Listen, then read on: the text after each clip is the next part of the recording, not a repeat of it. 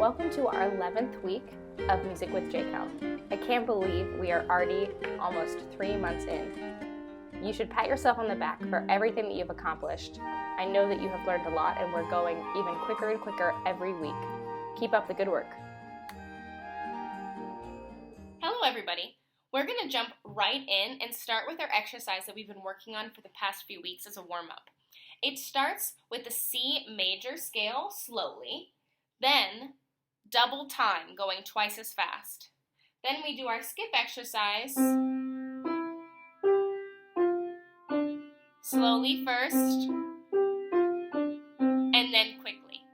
We're going to do both hands. If at any point you're struggling, make sure that you start with your right or your left hand. Get yourself in the mood doing it with one hand, getting yourself in the rhythm of the exercise. Pause the video and restart with both hands once you're ready. This video is for you.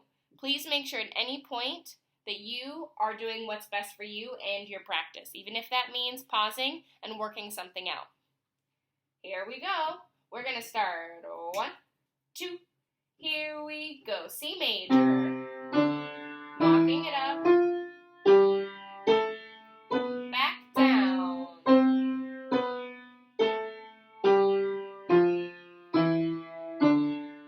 fast,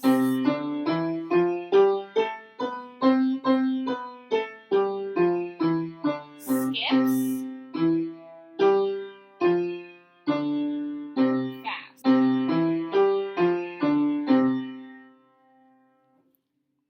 Really great job. Now, let's review the minor scale quickly with both hands together, and then add that onto our warm-up exercise that we just did. Reminder, the minor scale has E flat instead of E with a third finger in both hands. Everything else stays exactly the same. Really focusing on keeping your fingers relaxed, the pads of the fingers on the keys, and remembering to keep a same amount of space between each note, making sure that as we go on to the next note, that's when the note before is lifted to get this connected sound instead of detached like this. We want connected. Let's give it a try. Here we go. Nice and slow, just the minor scale.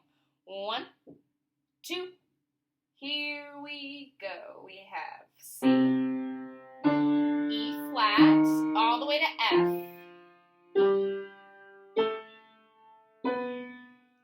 Back down.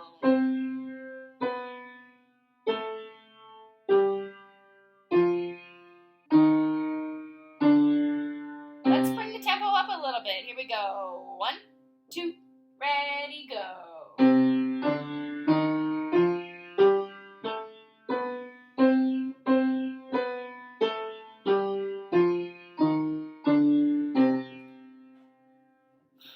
Very nice job. Let's add that to our warm-up exercise. We're going to start with C major up and down, fast and slow. Then we're going to do minor, slow and fast, up and down. Then we'll go to our skip exercise. Then we're going to do our skip exercise using minor, using E flat instead.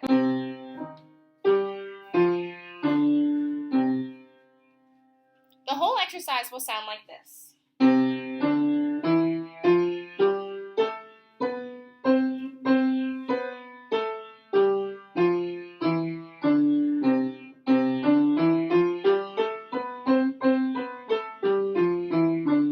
Minor.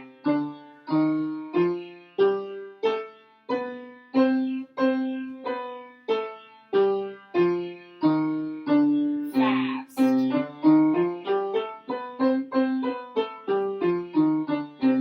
Major, skips. Fast. Minor.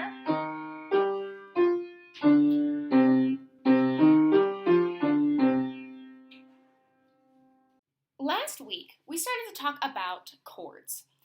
A chord is more than one note played together from the scale. For instance, if we want a C major chord, we're going to place C at the bottom, E in the middle, and G at the top all together. To build that type of major chord, we are taking the first triad, meaning the first third, from our first note to our third note, and we play those two together. And we're adding another third from the third, skipping over the fourth to the fifth. Very similarly, if we want a minor chord, instead of the third being E, we're going to shift it to the E flat. Instead of C, E, and G, we now have C, E flat, and G. And one last review before we go on to our next exercise is that if we want to separate these notes and not play them together, it's called an arpeggio. For instance, we play C, then E, then G, then back to E, and down to C. These elements of the chords we're going to put together in order to come up with another warm-up exercise for you to practice anytime you get to the piano.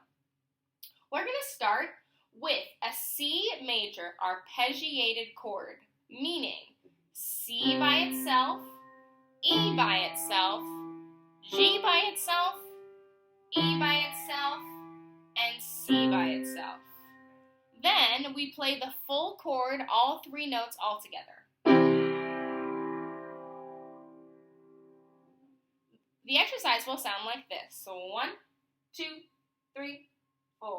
C, E, G, E, C, and chord together. Let's try it again. C, E, G, E, C, and together. If you're struggling, feel free to do just the right and together, and just the left.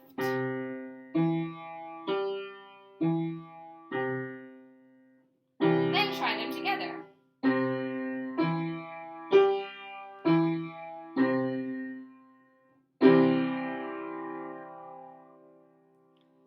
Very nice.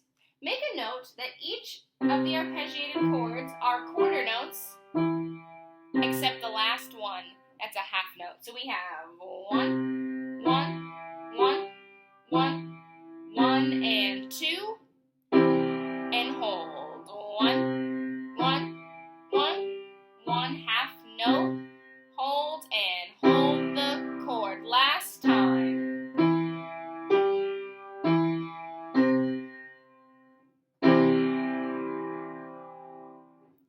Now, let's try minor. We're shifting, if the E, our third fingers go to E flat. Get them set there already before we start. Here we go. 1, 2, same thing, arpeggios. C, E flat, G, E flat, and C, hold, and together. Again. Right hand only if you need. And the chord. Try the left hand.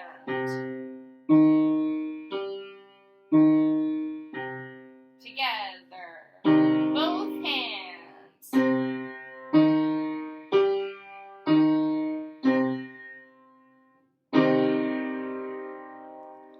Now we're going to put the exercise together doing both C major and C minor. It'll sound like this. Play along if you think you're ready, and if not, just take a lesson and work on it this week.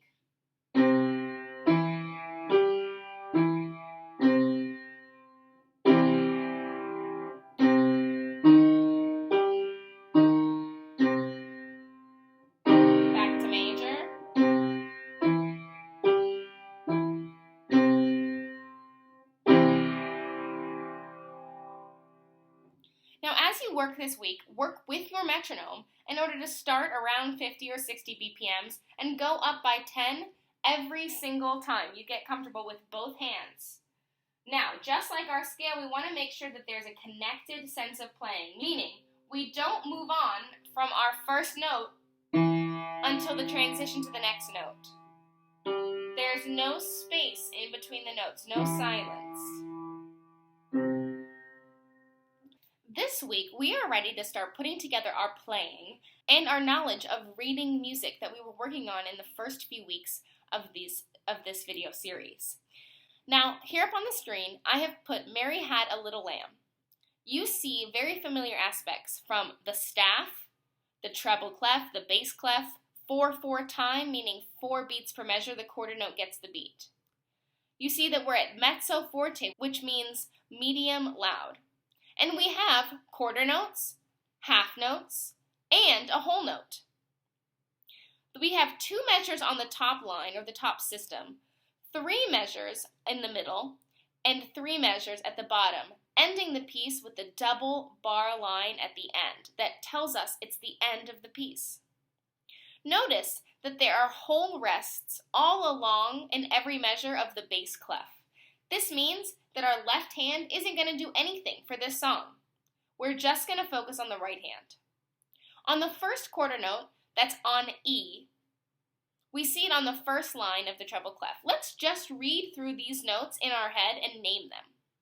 We have, starting with E, E, D, C, D, E, E, E, D, D, D, E, G, G, E, D, C, D, E, E, E, E, D, D, E, D, C.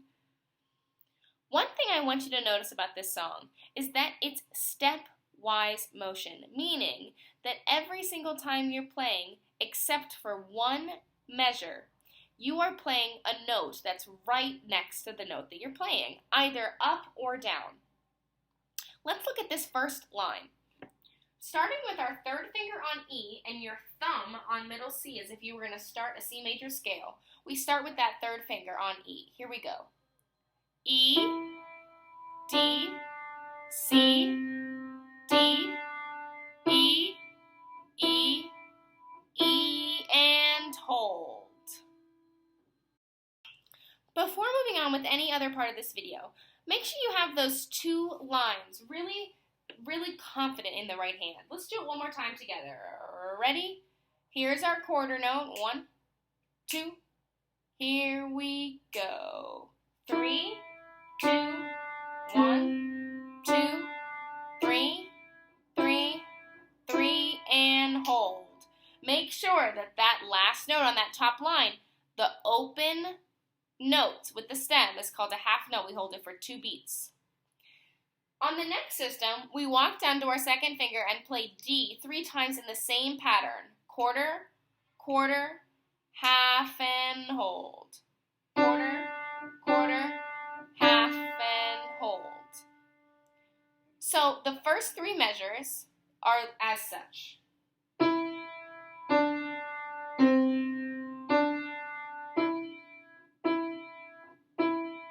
Hold, hold. Now this next measure is the trickiest measure in the whole song, and it's because we're going to skip from our third finger E to our 5th finger on G. Just practice that switch, going from the third finger on E to the 5th finger on G.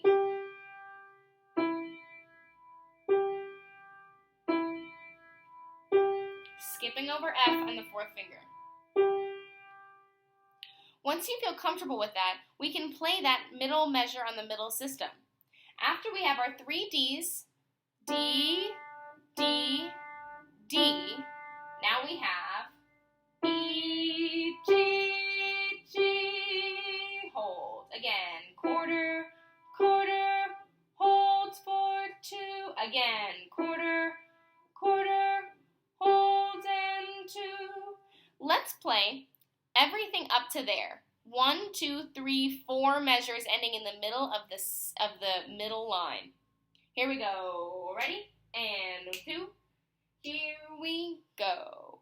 E, D, C, D, E, E, E, and hold. D, D, D, and hold. E, G, G, and hold. Let's keep going. E, D, C, D, E, E, E, E, D,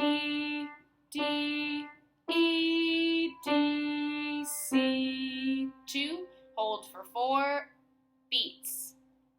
That's the only whole note in this entire piece. At the very end, we make sure that we hold for all 4 beats. There are no rests in the right hand, which means that we should never hear silence. We should always hear a note playing. Now, if that feels easy for you, what we can do is we can add C major chords throughout this piece. The easiest place to add them are at the very end. Instead of just our singular thumb on C, we can play our C major chord with the 3rd finger and G together. The last line would sound like this. E, E, E, E, D, D, E, D, full chord. You could even do it in the left hand with your thumb on middle C. Let's play that together, and I'm going to have some accompaniment to you to make this a little bit more fun. Here we go. 5, 6, 7, here we go. E, D, C, D, E, E, E, D, D, D, E, G, G, E, D, C, D, E, E, E, D, D, D, E, G, G, E, D, C, D, E, E, E, E,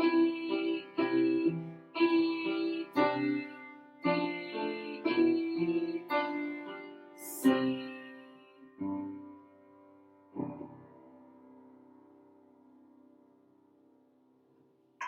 Very nice job.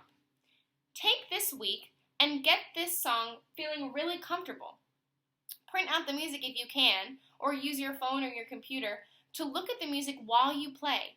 See if you can get your eyes off of the keys and on to the music, watching how the line goes up and down as we go from left to right on each line. This is the beginning of reading music while you play, an incredibly important tool to have if you want to be a pianist or a singer or play any other instrument. The music will remain the same, and all of your knowledge of those keys will. Really nice job. I'm so excited to continue working on reading music and playing together, and I'm so proud of all the progress that you've made in just these 12 weeks.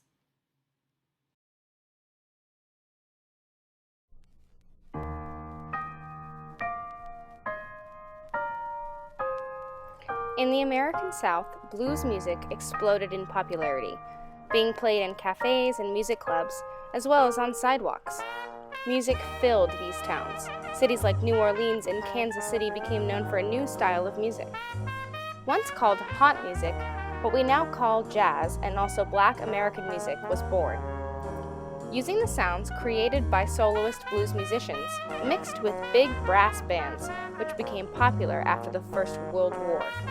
Jazz used the expressiveness of blues and brought it to an ensemble, a group of musicians who play together.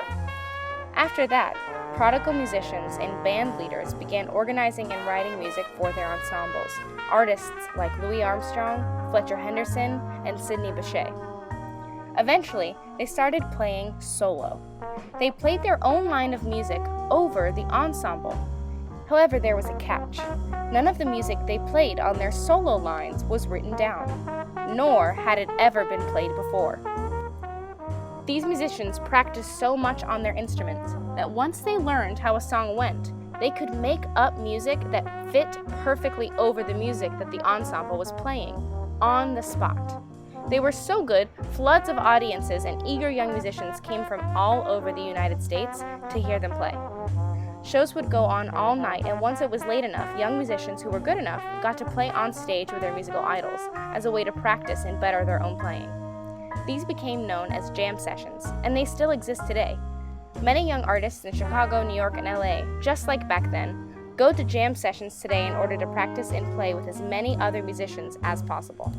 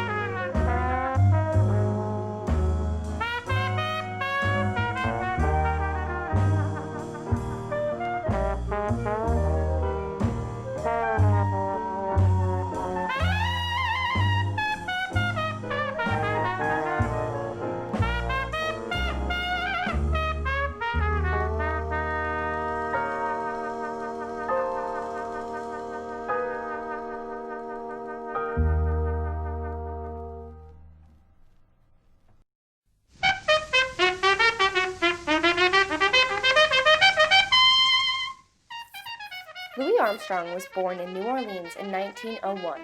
As a young kid, one day he saw a trumpet in a pawn shop and asked the family he worked for an advance to purchase the trumpet. From then on, he spent every second he could playing and perfecting his music. By the time he was a young adult, he was one of the most renowned musicians in the South. And when he later moved up to Chicago and eventually New York, audiences and young musicians flooded theaters every night to hear him play. He completely redefined how musicians could create melodies. He expanded the range of the trumpet as well as mastered the balance between power and subtlety on a brass instrument.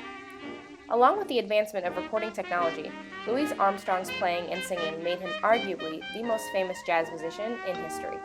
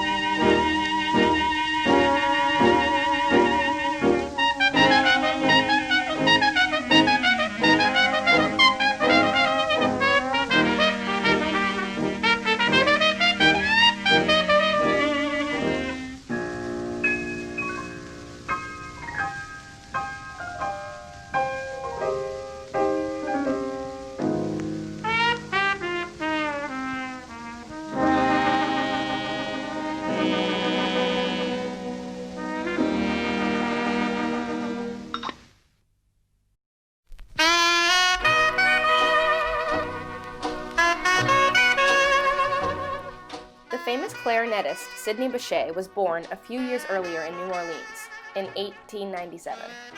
By the time he was 8, he was playing with professional bands, and when he was 15, he was good enough to play with the top musicians in New Orleans, such as King Oliver, an idol to both Bechet and Armstrong alike. Very quickly, Bechet knew he wanted to travel the world. Starting small in southern tours, he finally landed a gig with the original Dixieland Jazz Band in London. For the rest of his life, he would go back and forth between the US and Europe. He was truly an international star.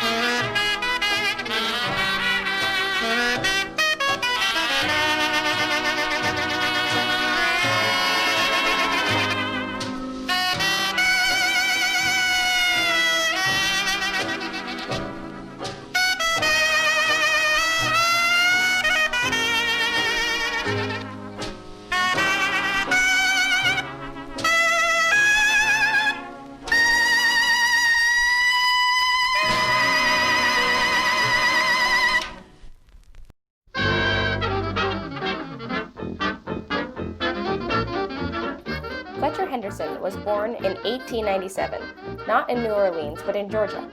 After going to college and getting a degree in chemistry and math, he moved to New York. After only a few months, he had already become a full-time musician. Fletcher Henderson was raised playing piano with his mother, far away from big band jazz.